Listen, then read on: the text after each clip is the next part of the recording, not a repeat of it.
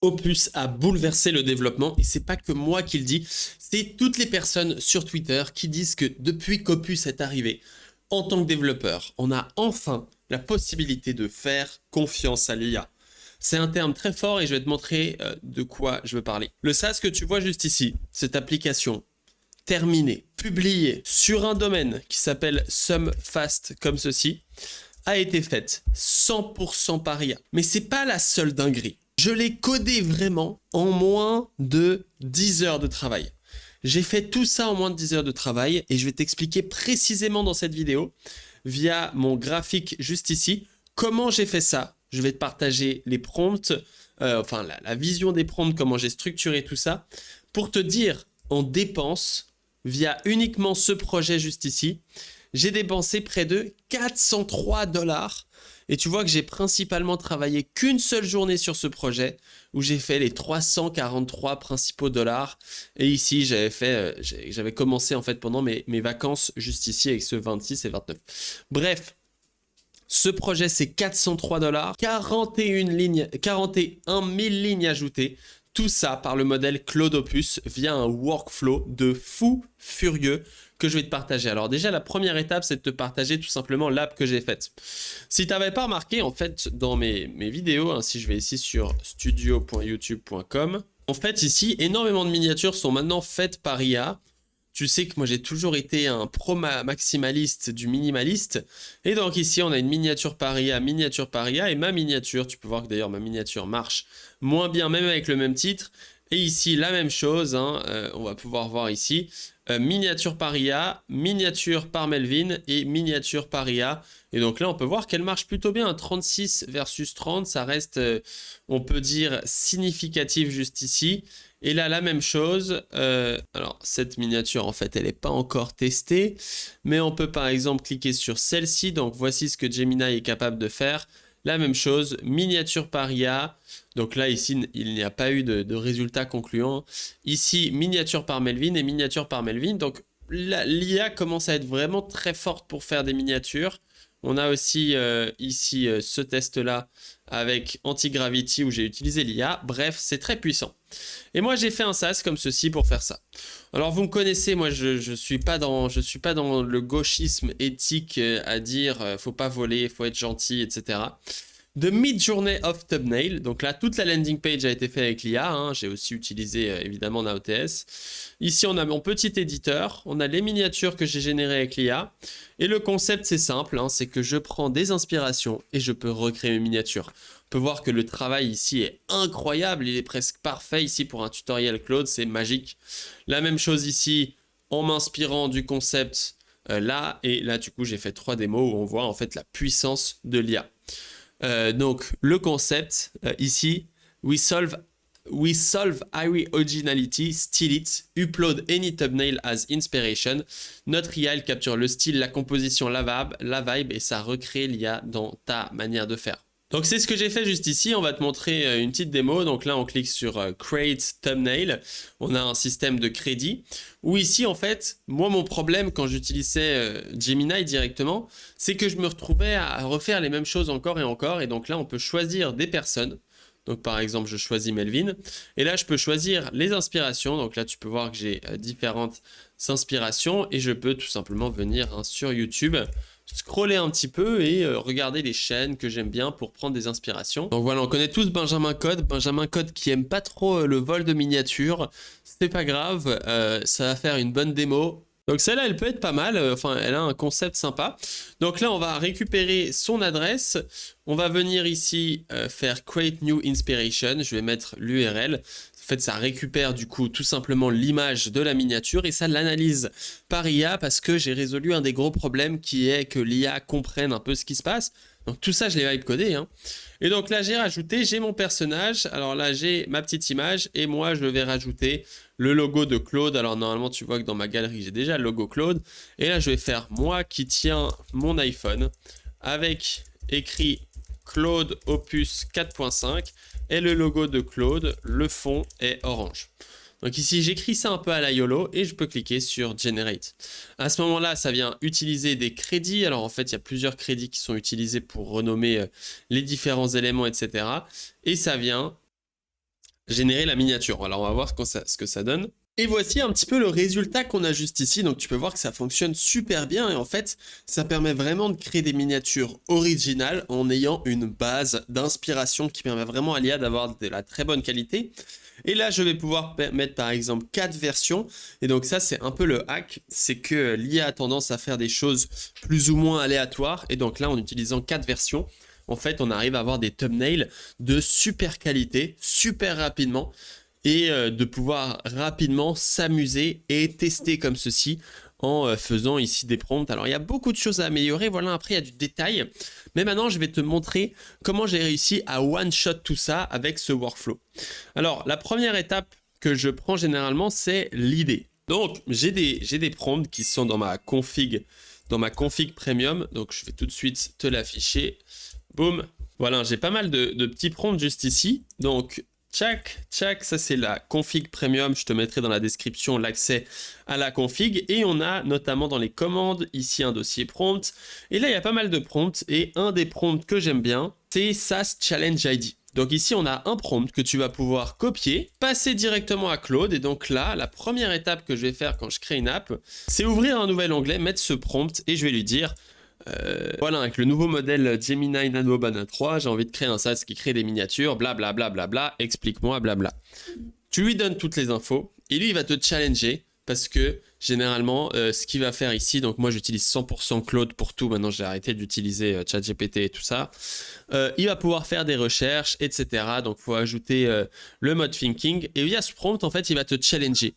Voilà, quel problème est-ce qu'il y a des miniatures qui convertissent mieux? Quel angle tu vas vouloir prendre, etc. Et donc ça, c'est important parce qu'il va falloir faire ta différenciation. Quel problème? Pour qui exactement? Et en répondant un petit peu à ces questions, il va te challenger, te dire mais est-ce que tu es sûr de vouloir faire cette idée? Est-ce que ça a un sens? Pourquoi? Pour qui? Pour comment? Ça, c'est la première étape parce que si ton idée n'est pas claire sur le résultat que tu veux avoir, tu vas avoir des problèmes. Ensuite, une fois que j'ai ça, toujours dans mon code, je vais pouvoir créer SaaS PRD.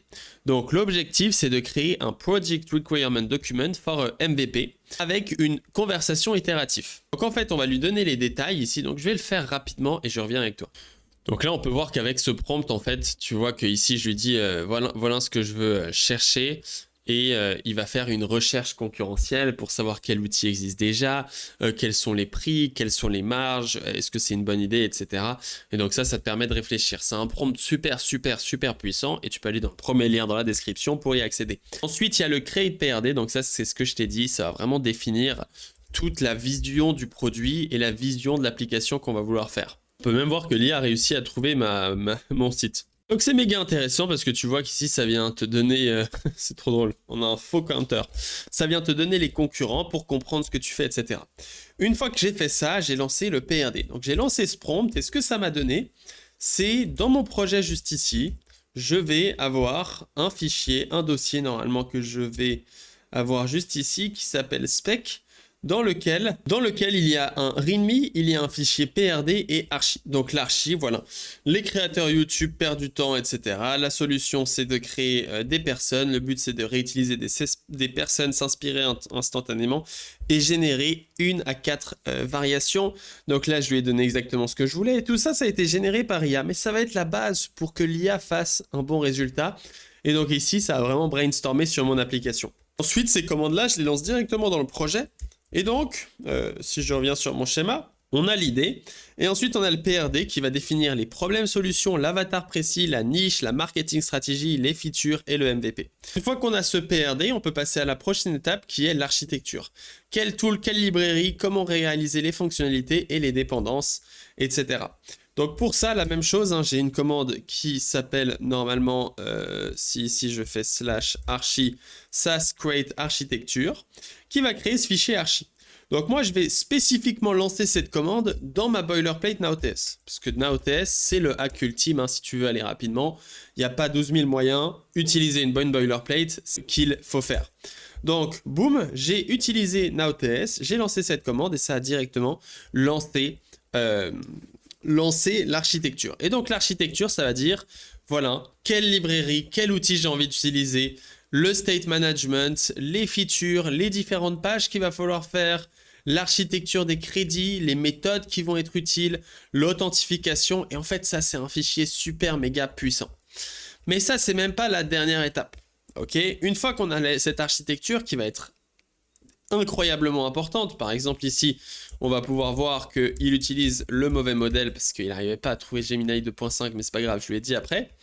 Une fois qu'on a cette architecture, que je lui ai précisé aussi moi-même et que j'ai lancé le prompt, on va pouvoir passer au task. Donc en fait, on a un archi et un PRD et ces deux documents sont suffisants. Le PRD définit le MVP minimum qu'on a besoin et l'archi, elle définit la stack technique qu'on est en train d'utiliser et qu'on va utiliser. Et donc, on va vouloir transformer ceci en petites tâches. Et donc, pour ça, j'ai un prompt, encore une fois, la même chose, hein, create task, qui est... pourquoi je peux plus cliquer sur ce truc? Voilà, qui est juste ici, qui va créer des task files depuis ça. Et donc, on va faire des phases avec chaque étape qu'il va falloir faire. Donc là, la même chose, on lance ce prompt. Une fois qu'on a utilisé ce prompt, on va avoir un dossier avec toutes les tâches. Et là, c'est là où la magie opère. C'est que moi, ici, j'ai mes tâches. Et l'avantage de séparer en tâches, c'est qu'on va pouvoir les lancer dans l'ordre et d'avoir une sorte... Les tâches ne sont pas des fichiers qui définissent exactement quoi faire, mais plutôt une vision de ce qu'il va falloir ajouter. Tu peux voir qu'ici, elles sont assez courtes, hein. C'est un prompt très précis qui permet de... Alors ici, il a un peu de code, ce qui n'est pas ce que je veux, mais c'est pas grave. Où il va vraiment s'occuper de petites parties, petit à petit. Et donc là, moi, j'ai lancé toutes ces tâches. C'est pour ça que j'ai eu un spending de fou furieux, parce qu'une fois qu'on a créé les tâches, on va les lancer. Pour les lancer, hein, il y a la commande que j'aime bien, qui s'appelle normalement run task, où on peut les lancer avec la commande apex juste ici, qui permet aussi de venir lancer ceci en refaisant chaque fois le process de récupération des informations. Donc là, j'ai lancé chacune de mes tâches et je suis déjà arrivé avec une première version qui fonctionnait. Et là, c'est là la magie. Opus a fait une première version qui fonctionne. Mais cette première version qui fonctionne, l'IA n'est pas satisfaisante pour créer un SaaS complet. Elle est satisfaisante pour créer ce MVP avec une interface de mauvaise qualité, avec des choses qui ne donnent pas forcément envie, etc. Et après, c'est toi en tant que développeur et en tant que créateur de SaaS qui va transformer cette idée en projet. Donc tu vois qu'ici on a d'ailleurs eu les nouveaux résultats qui sont très bien. Lui il m'avait fait un éditeur dégueulasse et moi je me suis dit mais en fait cet éditeur est pas pratique, moi je veux un truc le plus simple possible où j'ajoute mes petits trucs juste ici, mes petits styles références, mes images et que tout fonctionne directement, rapidement. Et donc ici c'est exactement ce que j'ai fait mon petit éditeur et tu peux voir que les résultats sont fous. Et ensuite, on va venir ajouter petite feature par petite feature. Et donc, comment est-ce que je fais une fois que j'ai terminé en fait de lancer Run Task avec toutes les tâches? Il faut savoir que le plus fou, c'est que j'ai lancé toutes les tâches sans jamais regarder le code généré. Jamais. Et j'ai jamais regardé le résultat. À la fin, j'ai regardé le résultat et j'ai corrigé les petites erreurs. Et donc, je ne sais pas pourquoi j'ai coupé le serveur, ce qui était peut-être pas la meilleure des idées. Boum. J'ai rien regardé et j'ai juste lancé tout ça. Une fois qu'on a en fait notre application et notre version où on est plus ou moins satisfait, on va devoir tout rajouter dans les petits détails. Donc ici, typiquement, les choses qui n'étaient pas présentes, c'est les crédits qui fonctionnent bien, le number de generation, le prompt enhancer. Donc là, on a un petit outil qui permet d'améliorer ici le prompt pour fixer la grammaire et le rendre un peu plus joli. On va avoir les personnes juste ici pour ajouter des personnes et les réutiliser. Et les inspirations qu'on a juste ici qui m'ont permis de dev tout ça.